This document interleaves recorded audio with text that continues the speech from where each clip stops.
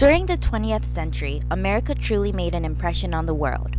Because of America's economic and social growth during this period, citizens began to gain a new perspective of their lives. And with this, the people created a sense of culture. Through expressing their ideas by writing, music, and artwork, Americans made their mark.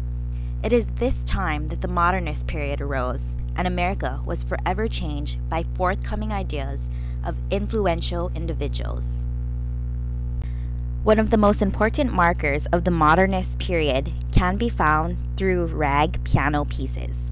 The music sought to mix traditional ideas with new innovations. The piano brought entertainment to all types of people, black and whites, rich and poor. It didn't matter. Music shared a central ground between all classes. However, although black musicians were accepted by white America, there was still a boundary that existed. It was only 15 years after the Civil War, and it is apparent that inequality between blacks and whites were still present. African American musicians were commonly seen playing in churches or clubs, but the 20th century brought a close to the racial gap in music. The genre of music called ragtime was born, and black musicians began to influence the world with their music. Ragtime music can be defined by a syncopated melody. Weak beats were stressed with the march tempo or waltz beat. It was a dance form written in 2/4 or 4/4 time, with bass notes played on the odd number beats and chords played on the even number beats. There was also different types of rag music. The most popular type is referred to as classical instrumental rag. However, the most important contribution to the birth of ragtime was from traditional slave folk music. Familiar rhythms like clapping or patting juba or banjos, along with African Caribbean dance rhythms, were mixed with the concept of ragging. African American bands in northern cities played music containing marches, and the music became very popular. Ragtime became a mix of European classical music fused with the popular and folk music of African Americans. This mixture became distinctly American. Ragtime was made popular in 1897 when many important rag pieces were written. In 1899, one of the most popular rag pieces, Maple Leaf Rag, was written by Scott Joplin. Joplin is often referred to as the king of ragtime, a musical prodigy that wrote many brilliant and popular rag pieces. His music was a turning point for black musicians in this period. Because of Joplin, black musicians were no longer confined to the limits of performing in churches and clubs. They could finally perform in concert halls. Scott Joplin was son to a former slave. He received little formal education, but was a very skilled musician. His musical background served as a foundation for many of the components in rag music. By age 7, he was proficient in playing the banjo, and he began to learn how to play the piano. By the time he was 11, he began advanced training in music style and harmonizing. A German teacher, Julius Weiss, recognized Joplin's talent and trained him in European art form and music and opera. He even became a dance musician during his teenage years. Joplin traveled a lot to perform with his band, which inspired him to write many of the songs that he did. Joplin's musical career began in 1881.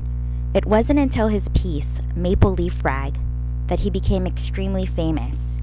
Maple Leaf Rag was named after a club in Sedalia, Missouri, where he worked. It demonstrated a new complexity to ragtime music. It is known as the song to finally start the ragtime craze. This ragtime, ultimate masterpiece, was published in 1899 by Stark, a man who Joplin met sitting at a bar. Although Joplin had produced many compositions prior to the Maple Leaf Rag, none gave him the publicity and credit he deserved as a musician, as this one did. It sold millions of copies, and sales continued for decades to come. From then on, Joplin began to produce many other rags. In 1903, he wrote an opera, A Guest of Honor. The music was never documented in the Library of Congress and never found. The opera, however, was about Booker T. Washington's dinner at the White House with President Roosevelt in 1901. Because this was an important part of African American history, Joplin paid tribute to President Roosevelt in his ragtime piece, A Strenuous Life. In 1904, he composed the piece Cascades, which was played at the World's Fair in St. Louis. In this year, he married for a second time to Freddie Alexander, a 19-year-old who is said to be the love of Joplin's life. They traveled back to Sedalia, stopping along town so Joplin could give concerts. She died of pneumonia only 10 weeks after their marriage.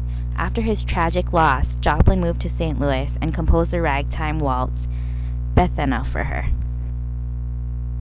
In 1907, he went to New York to gain some financial assistance for his opera, Tremonisha.